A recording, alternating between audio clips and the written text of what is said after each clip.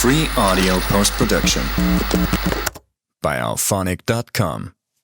Good morning everybody and welcome to राजनीतिक विमर्श, जहां पर हम राजनीतिक विज्ञान से संबंधित जितने भी आयाम हो सकते हैं उससे जुड़े सारे शब्दावलियों, अवधारणाओं और विभिन्न विभिन्न वैकेंसीज के बारे में बात करेंगे। तो आज हम इस वीडियो में बात करने वाले हैं बिहार असिस्टेंट प्रोफेसर 2025-26 भर्ती के बारे में।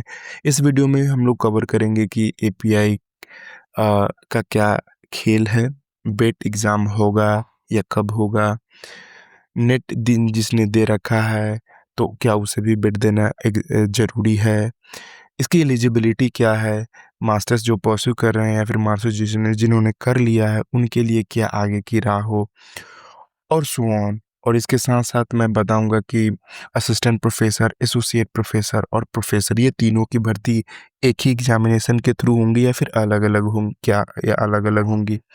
और इसके अतिरिक्त मैं बात करूंगा कि आगे की रणनीति क्या हो, सो ऑन। तो चलिए दोस्तों, मैं स्टार्ट करता हूँ इस वीडियो को। और जैसा कि आप आज के न्यूज़पेपर कटिंग में देख रहे होंगे कि सहायक प्रोफेसर्स की नियुक्ति भी परीक्षा से होगी, अर्थात एसोसिएट प्रोफेसर्स की नियुक्ति भी जो है वो एग्जामिनेशंस के माध्यम से होंगे। बिफोर इस पे आने से पहले मैं यहाँ पहले आपको एक जो ड्राफ्ट आउट हुआ है उसके बारे में थोड़ा बता दूं। दरअसल ये जो ड्राफ्ट है वो मोर और लेस पूरा है, बट इसे थोड़ा मतलब औपचारिक रूप देना बाकी रह गया है।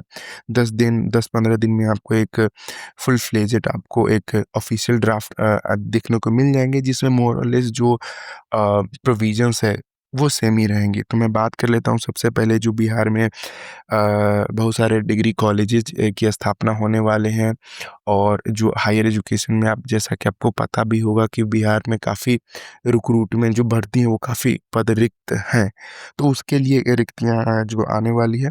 तो इसके लिए जो एलिजिबिलिटी है, योग्यता क्या हो, उसके लिए सबसे पहले मैं बात कर लेता हूँ। तो इस ड्राफ्ट के माध्यम से सबसे पहले जो ये जो एग्जामिनेशन होगा या फिर जो एडवर्टीजमेंट आएगा वो ऑल इंडिया एडवर्टीजमेंट के थ्रू आएगा, जो Bihar state university service commission के द्वारा कंडक्ट किए जाएंगे।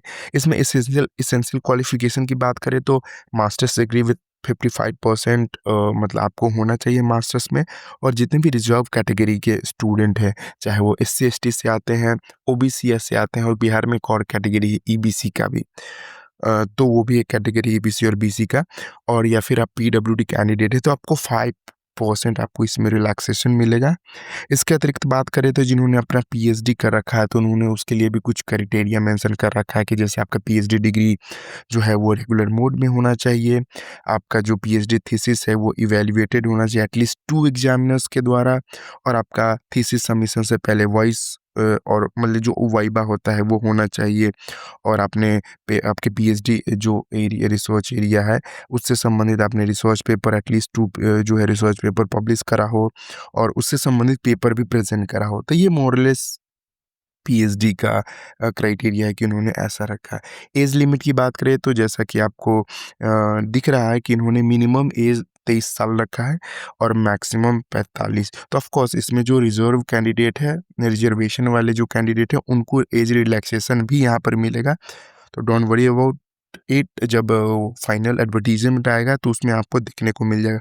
पे स्केल की बात करें तो पे स्केल जो है आपको लेवल 10 ही रहेगा, है ना? जैसा कि यूजीसी और जितने भी स्टेट यूनिवर्सिटीज़ है वो अपने गाइडलाइन में समयानुसार वो मेंशन करते रहते हैं कि इसका जो पे स्केल है वो 10 से स्टार्ट होगा, अर्थात आपकी जो मिनिमम सैलरी है वो 57,000 से मतलब 31 एज असिस्टेंट प्रोफेसर तक स्टार्ट होएगी, और उसमें आप फिर टीए, डीए, एचआरए ये सब इंक्लूड होगा, फिर इंक्लूड होकर थोड़ा ज़्यादा ही बढ़ जाता है।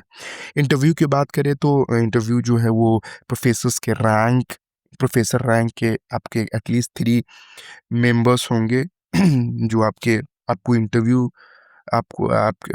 इंटरव्यू लेंगे। वो स्क्रूटनी और शॉर्ट लिस्ट की अगर बात करें इंटरव्यू के लिए, तो यहाँ पर ऐसा है कि सबसे पहले ये जो है वो रिटन एग्जामिनेशन के बेसिस पे ये लोग मतलब इंटरव्यू के लिए कॉल करेंगे, है ना? अलग-अलग विषय में एलिजिबिलिटी की क्राइटेरिया की अगर एलिजिबिलिटी क्राइटेरिया की बात करें तो इसमें जैसा कि मेंशन करा गया है कि जो स्टूडेंट है तो उनको एक रिटन एग्जामिनेशन देना पड़ेगा अपने सब्जेक्ट स्पेसिफिक जो कि डिस्क्रिप्टिव टाइप होगा। और जब वो वो क्वालिफाई कर लेंगे तो वो 1/3 अर्थात अगर मान लीजिए कि लेट्स से बात करते हैं पॉलिटिकल साइंस में, तो पॉलिटिकल साइंस में 100 सीट्स हैं, तो 300 स्टूडेंट को वो लोग इंटरव्यू के लिए कॉल करेंगे। तो इसमें ऐसा है। और जो बिट या फिर नेट बिट का जो सिलेबस इन्होंने मेंशन कर रखा है वो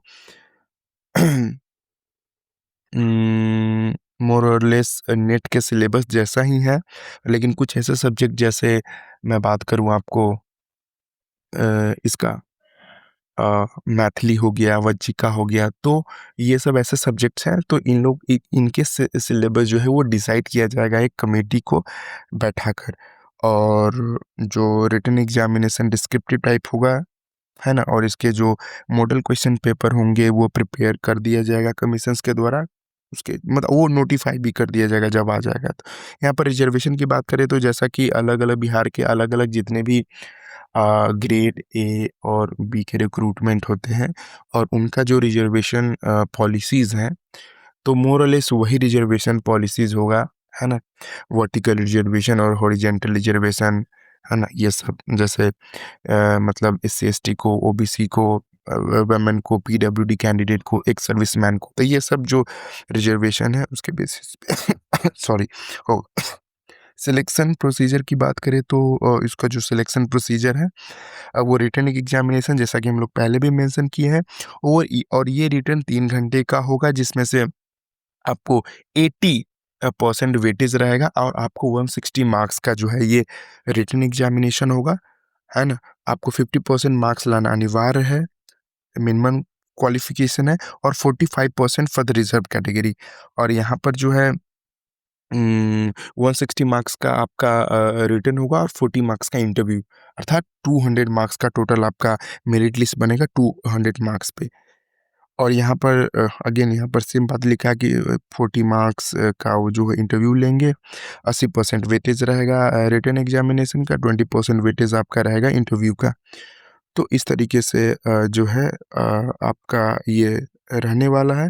लास्ट में देख ले तो वही बात फिर से इन्होंने रिपीट करा है। और जैसे मैथिली यहाँ पर मैंने दिखाया है और इसके अलावा और भी कुछ सब्जेक्ट्स हैं जैसे एक वज्जिका था आई थिंक, हाँ वज्जिका हाँ अंगिका, सॉरी अंगिका को इन्होंने रखा है। तो इन इन सारे सब्जेक्ट्स को क्या है वो लोग नेट के लिए सिलेबस खुद बनाएंगे।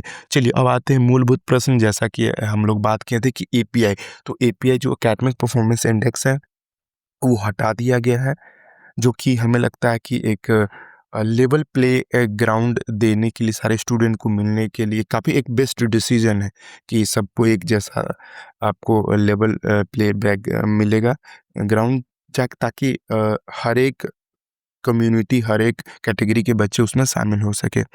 बेट होना कंफर्म हो गया है। बिहार एलिजिबिलिटी टेस्ट बिहार जो है वो कराएगी असिस्टेंट प्रोफेसर की भर्ती के लिए और उसके थ्रू फिर रिक्रूट करा जाएगा, तो जिसके थ्रू जितने बिहार के ज़्यादा से ज़्यादा स्टूडेंट इसमें पार्टिसिपेट करें बेट में और अपना एलिजिबिलिटी सुनिश्चित करें। लेकिन जो नेट दे दिया गया उसको क्या बेट देना ज़रूरी है? तो ऐसा क्लियर कट वैसे नोटिफिकेशन नहीं है, लेकिन इन जनरल ऐसा होता है कि जिन्होंने अपना नेट या जेआरएफ कर रखा है तो वो they are eligible for the same, उनको बेट देने की आवश्यकता नहीं है। लेकिन फिर भी अगर आप देना चाहते तो आप दे सकते हैं, उसमें कोई हार्ड एंड फास्ट रूल नहीं है। और बात करते हैं मास्टर्स वाले को, जो वैसे स्टूडेंट जिन्होंने मास्टर्स अभी जस्ट अपना कंप्लीट किया है या फिर मास्टर परसुइंग है, तो ऐसा है कि जब आप मास्टर के सेकंड ईयर में रहते हैं तो भी आप बेट दे सकते हैं। और जब आप बेट दे देंगे तो असिस्टेंट आप एलिजिबल हो जाएंगे असिस्टेंट प्रोफेसर के लिए। तो मतलब अगर आप मास्टर्स सेकंड ईयर भी परसू कर रहे हैं तो आप दे सकते हैं। अब बात करते हैं कि असिस्टेंट प्रोफेसर, एसोसिएट प्रोफेसर और प्रोफेसर, क्या ये तीनों की रिक्तियाँ सेम बैकग्राउंड पे हो, तो इन्होंने प्रोफ़ेसर्स के बारे में तो मेंशन नहीं किया है, लेकिन जैसा कि आप देखेंगे यहाँ पर फर्स्ट पेज में इन्होंने एसोसिएट प्रोफ़ेसर्स के बारे में इन्होंने मेंशन कर रखा है कि उनकी भी नियुक्ति जो है रिटन एग्ज़ामिनेशन और इंटरव्यू के आधार पर ही लेंगे। तो इन लोग को भी 200 मार्क्स पे मेरिट बनेगा और उसके आधार पर ये लोग जो है मेरिट बना के एसोसिएट प्रोफ़ेसर की भी नियुक्ति करेंगे। तो दोस्तों कुल ये रहा, और आगे की रणनीति की बात करें तो मैं सबसे पहले मैं जानना चाह रहा हूँ कि अगर ये वीडियो आपको हेल्पफुल लगा है थोड़ा भी, तो please let me know in the comment box कि क्या मैं आप लोगों के लिए नेट जेआरएफ नेट या बेट के प्रिपरेशन के लिए क्या मैं पेपर 1 और पेपर 2 का क्या मैं एक सीरीज़ लेकर आऊँ फ्री ऑफ कॉस्ट इस यूट्यूब चैनल पे। क्योंकि मेरा जेआरएफ नेट और जेआरएफ दोनों क्वालिफ़ाई है, तो मैं काफ़ी बेटर वे में आप लोग को एक्सप्लेन कर दूँगा। अवधारणात्मक जितने भी कंसेप्चुअल क्लियरिटी हो सकती हैं, उसके बेसिस पे काफ़ी अच्छे से एक्सप्लेन करके, और पेपर 1 में भी। तो मैं आपको अगर यूट्यूब पे सीरीज़ चाहिए तो आप हमें कमेंट बॉक्स में बताएँ, और अगर आपको ये वीडियो हेल्पफुल लगता है तो इसको सब्सक्राइब ज़रूर करें। Thank you.